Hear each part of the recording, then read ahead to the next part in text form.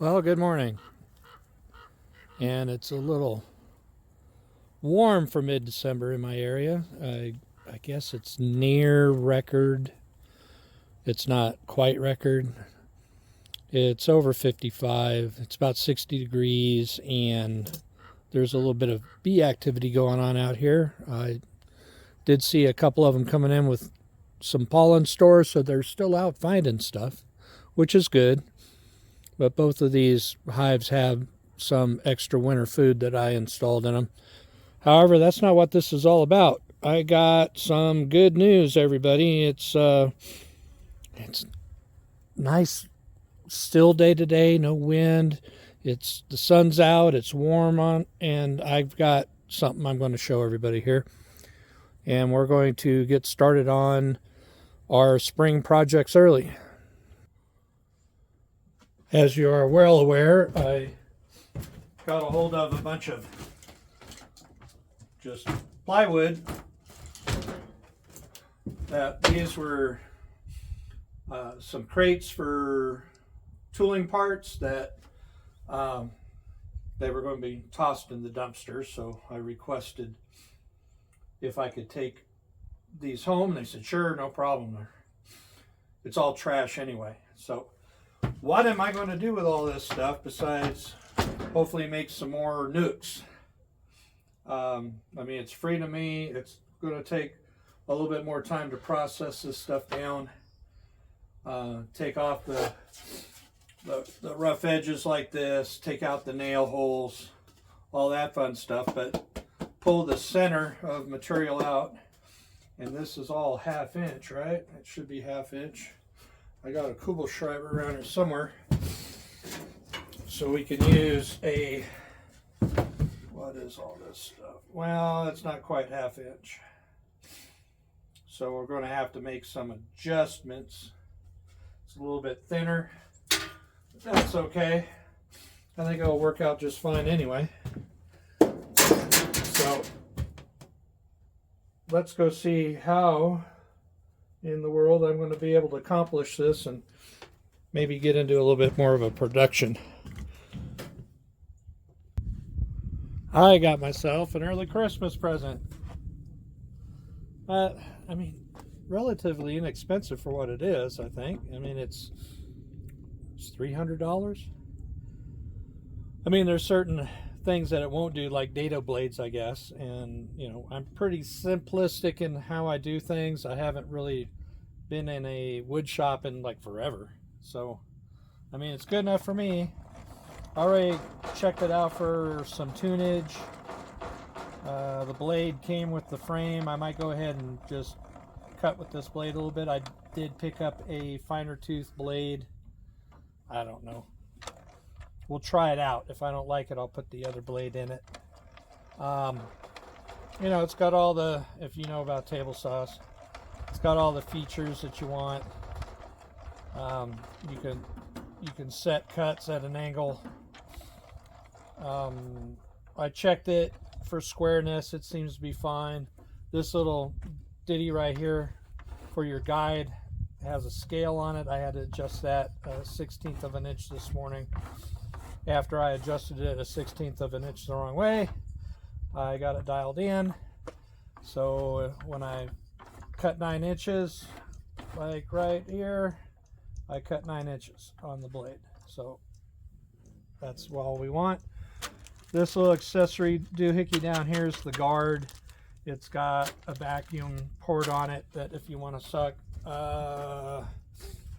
It's got the miter in its little storage goodie down here. I know I'm not trying to make this a tool review, but you know, just so people see if they want to get into things. And this was a pain in the butt to get in the first time. There we go.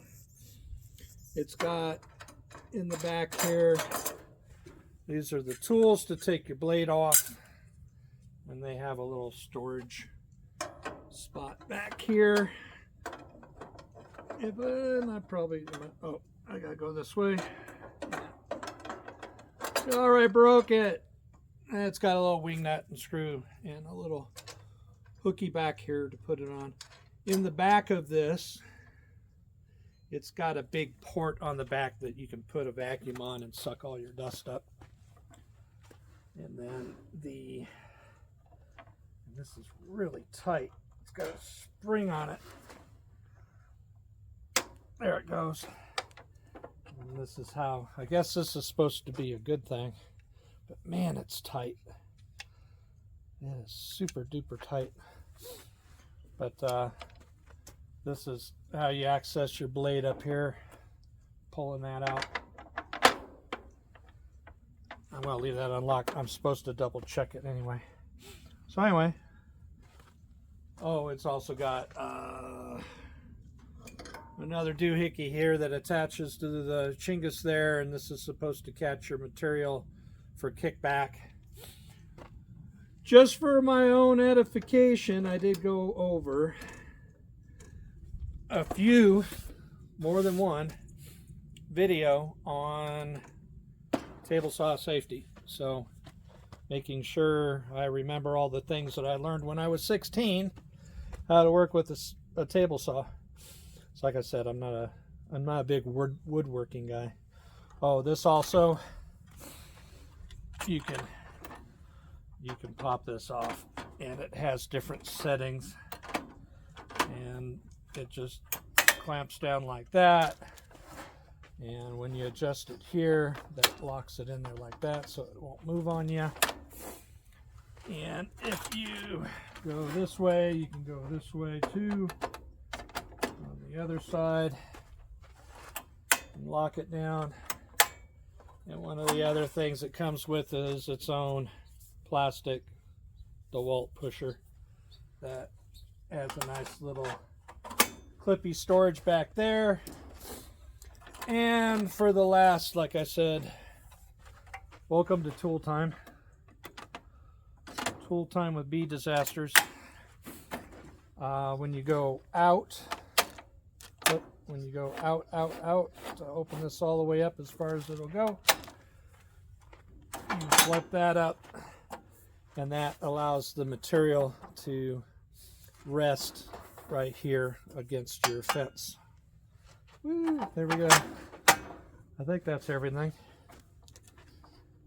And then, you know, you can kind of manually run this back and forth. And then you can tune it in with this. There. Hi, Bailey. They released the hounds on me. So what I'm going to do first is I want to, it looks like I'm going to have to think. I'm going to have to think and adjust, because this is all Coates nuke design. I've looked at this before, and this is all set up for half-inch plywood. This plywood that I have is a little bit less than half, so I'm going to have to get out the calculator. And then what I want to do is I'm going to take the box, I'm going to use it as a template material. I'm going to cut it out just for outside dimensional size, not thickness, and figure out how many pieces of what I can get out of where on my scrap material. So, moving on. All right, all I'm wanting to figure out right now, and I went and I measured my other nucleus. I took into consideration this design. I took into consideration that this material is only 3/8. It's not 1/2. I actually made that other one with half-inch material, which was this material. So, and I right now just want to figure out all my large pieces. Now, first consideration is, you know, the front and rear and the sides. So I want to see, more than likely, is I'm going to be getting one side per large piece. I'll just be stripping away all of the ends, taking all this stuff down, getting rid of these holes and everything.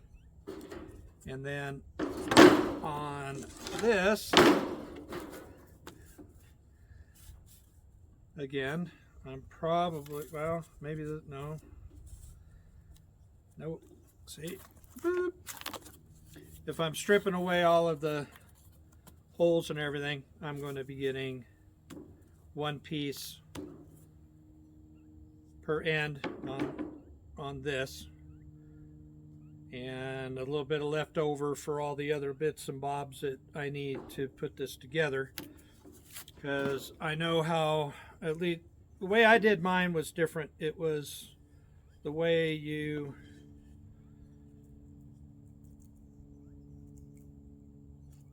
I did it this way. That's right. I did it this way, and I put a solid piece on the inside, which ended up with the shelf for the frame, and the frame fit. Now this one, it goes like this, and then you put an end piece on it like that, which also doubles as a handle. So this is like this. Ah, disaster. I think you get my meaning. This is how this one's constructed. That gets you your shelf and gives you a handle on the outside. And then your top will fit over everything. So, you know, we'll have a lot of extra little pieces to make all the little widgets. So it looks like all I'm going to be doing is figuring out all my cuts to render a single piece down to a single piece with some leftovers.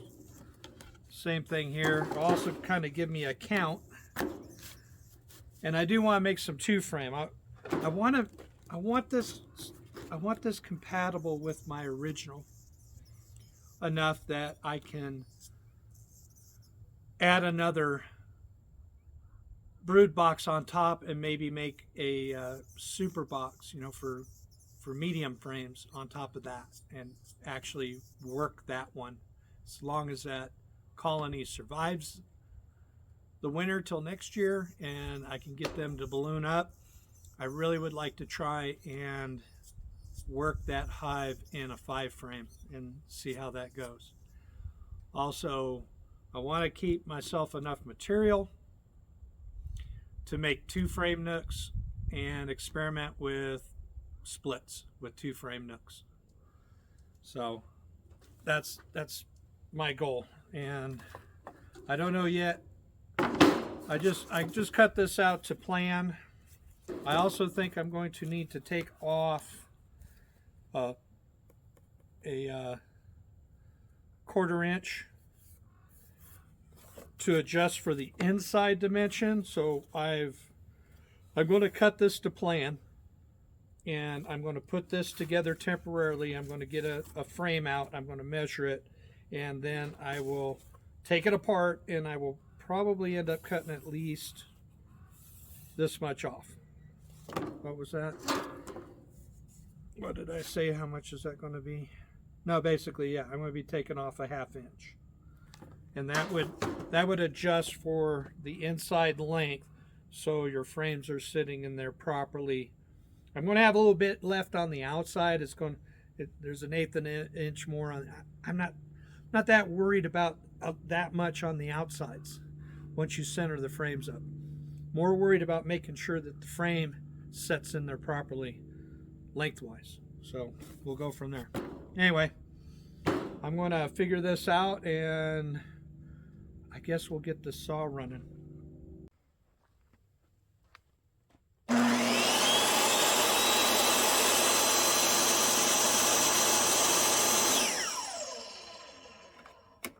I never even turned this thing on before.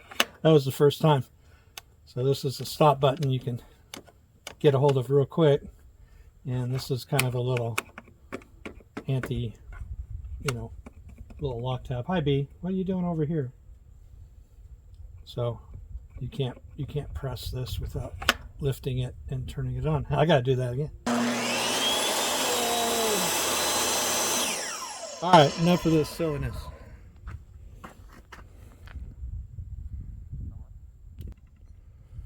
All right, hopefully this won't be a disaster.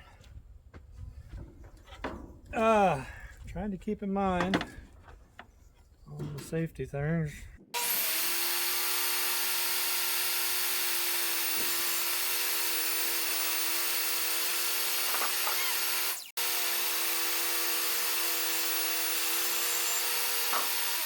Danger, danger. Yeah, it's been a while. It has been a while.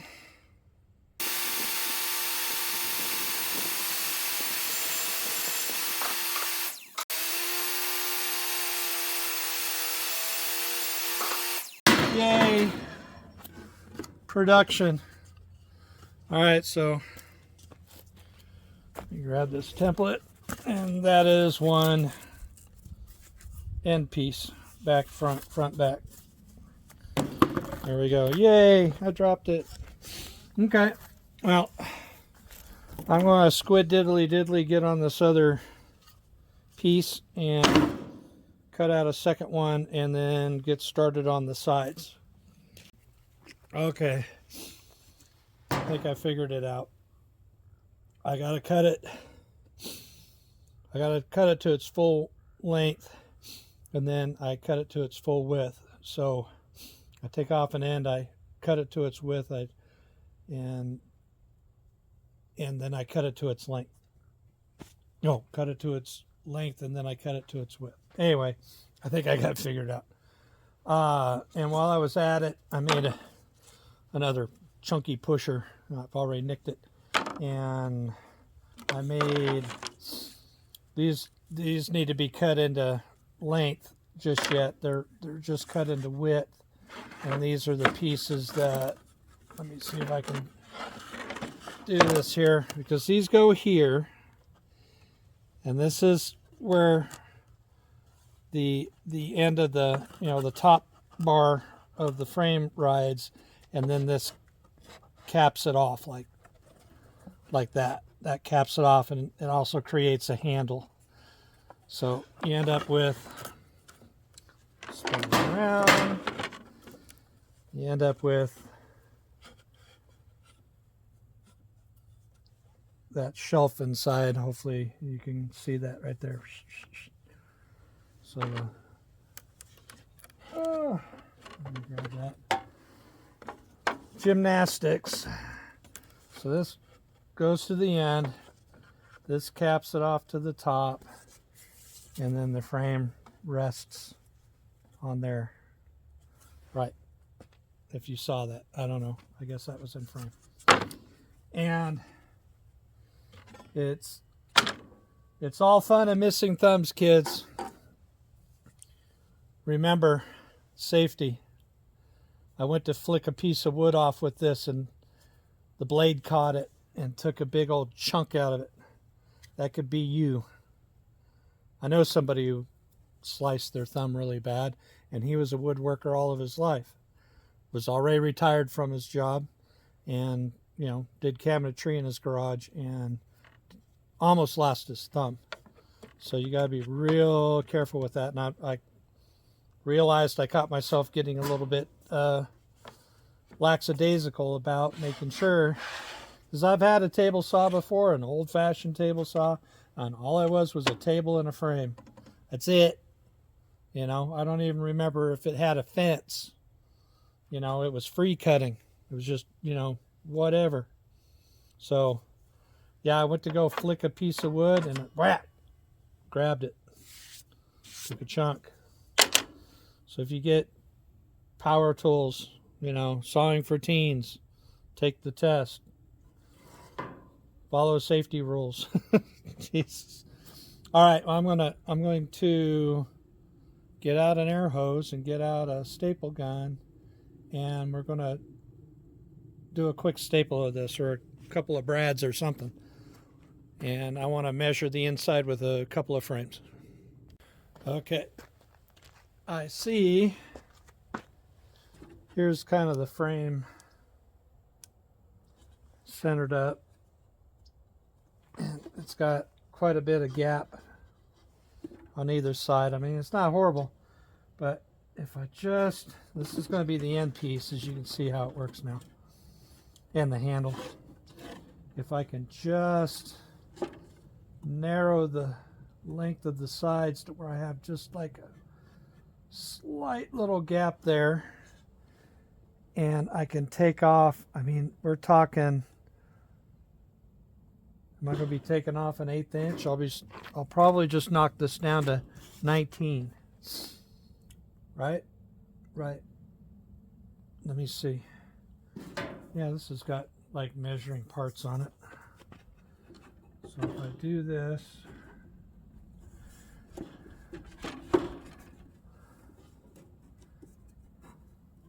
it's kind of hard to see on the scale, but 19 is in the middle of the 1 and the 9.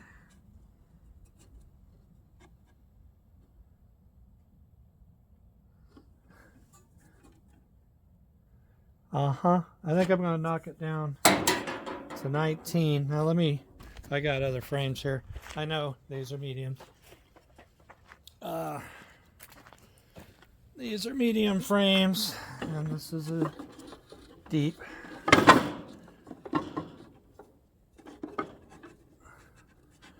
So if we settle these in here,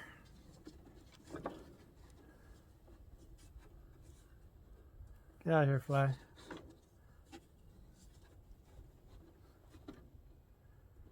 And we put these like that. See, like that. I mean, I know if I make these and I make them all the same and make them stackable for themselves, I could narrow this down. But I want to make at least one of these in a deep for my existing one, and maybe even one as a medium for my existing one. And then I'll make a stack of like 4 boxes, 2 deeps and 2 mediums. And I will probably, looking at this, take about, yeah, definitely could take a 1/2 inch off. Just cut this down right here, 1/2 inch, and these frames would fit just snugly, just right. But anyway, yeah, I'm going to tear this down. I'll cut a couple of these to length. It should be 8 inches across. No, it's a little bit more than that. Or 8.5. Is that what it calls for? I forget. End cap, 8.5 or 8 1/4. I think it calls for 8.5, but because of the material, it's going to be 8 1/4. Yeah, 8.5 by 2. Okay, so yeah, this is going to be, well, a little bit more than 8.5. 8 3/8. Okay. So I'll cut these 8 3/8 in length for either end. And literally, basically, once I trim these 2 down, cut some end caps, put them on, I've got a top box. Or another, brood box. And then we'll be well on our way to make other things, and then I guess I'll have to figure out a 2-frame. What would a 2-frame width be? I mean, I'm right here. I might as well spell it out, right? So let's take a peeky weeky at this. And this would be a 2-frame. So if I go there, so if I make these 3 inches, there you go, 3 inches. That's all I gotta do is cut these 3 inches, and I got a 2-frame. Yay! I'm gonna make a note of that. Let's see, number 4 at 3 inches for 2 frame. There we go. Something like that. Oh, there we go. All right. Yay. Progress. All right. Okay, there we go. I got out the staple gun, got out some Gorilla Glue. I cut these down to 19. These side caps that are also your handles, I just had to take the 1/8 of an inch off of that. And voila. So I think what I'm going to do is clean up for now. And the only other thing is these staples are awfully long for this. When I staple from the inside, I gotta have to cut those off. Oh well, I just nip those off with some bullhead nippers. So there you go, and see, with that 19 inches, there's still room on the sides. There isn't too much gap in here. I think it's going to be great. I think these are going to be just fine. What do you think? So voila. And as soon as I get a routine down and figure out, cut, then reset, cut, reset, cut. Yep. I like it. Okay. There you go.